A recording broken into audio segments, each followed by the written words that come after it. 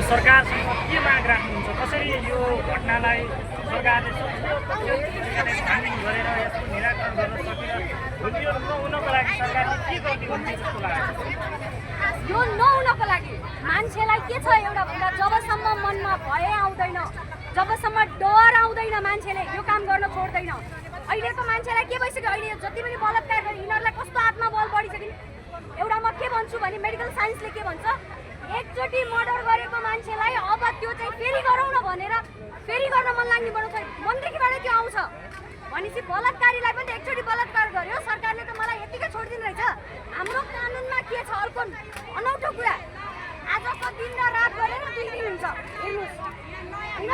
एक त नाबालकलाई लानै पाइएन, अर्को कुरा के छ भन्दा रात र बिहान गरेर 2 दिन बनाइदिन्छ। अनि अलिकति पैसा खर्च गर्ने र यस्तै पावरको कुरा भयो त्यो पनि साइड लागेर जान्छ। त्यसको लागि के गर्नु पर्यो सरकारले पनि हाम्रो देशमा पनि फाँसीको सजाय लिएर आउनु पर्यो। हामीले यही मागेको, हामीलाई फाँसीको सजाय चाहियो। अब छोरीहरूलाई बलात्कार गर्नको लागि 2 कदम अगाडि सार्नेले 10 कदम पछाडि सारेर मलाई त मृत्युदण्ड हुन सक्छ भनेर डराएर जानु पर्यो कि त्यस्तो बनाउनु पर्यो। अब हामीलाई त्यस्तो चाहियो।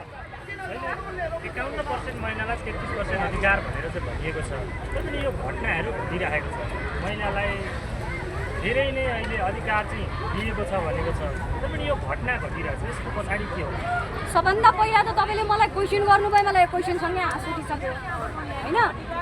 अधिकार दिएको छ रे, तपाईँले नै रेको कुरा गर्नुभयो, तपाईँ पत्रकार भएर तपाईँलाई नै थाहा रहेनछ छ कि छैन भनेर।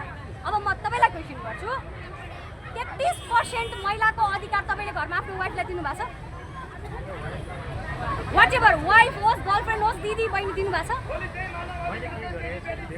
होइन, तपाईँ घरमा बहिनी त छिन् नि, दिदी त छिन् नि, आमा ल छोडिदिनुहोस्, आमा हुनुहुन्छ। तपाईँले मलाई क्वेसन गर्नुभयो 33% अधिकार तपाईँहरूले पाउनु भएको छ भनेर होइन। तपाईँले आफ्नो घरमा महिलालाई दिनुभएको छ 33% अधिकार।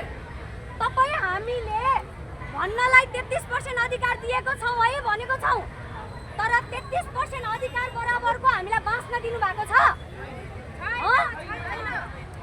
दाइजोको लागि मलाई यो घरमा राम्रो छैन, मलाई यो घरको परिवारले मलाई शारीरिक मानसिक यातना दिएको छन् भनेर तपाईँकै बहिनी आइन् भने तपाईँको मुखबाट पहिलो शब्द के निक्लिन्छ तपाईँ बोल्नुहोस् त? हरेक घरको पहिलो शब्द के आउँछ? हाम्रो इज्जत, हाम्रो शरम, हाम्रो घर, हाम्रो टाउमा जान्छ। कुनै पनि परिवारले यो भन्न सक्दैन कि तिमी छाती फुलाएर तिम्रो बाउको घरमा आएर बस, म हेर्छु तिमीलाई भन्दैन कसैले पनि। बुझ्नुभयो? त्यही भएर मलाई 33% को क्वेसन गर्नु नै तपाईँले रङ क्वेसन गर्नुभयो।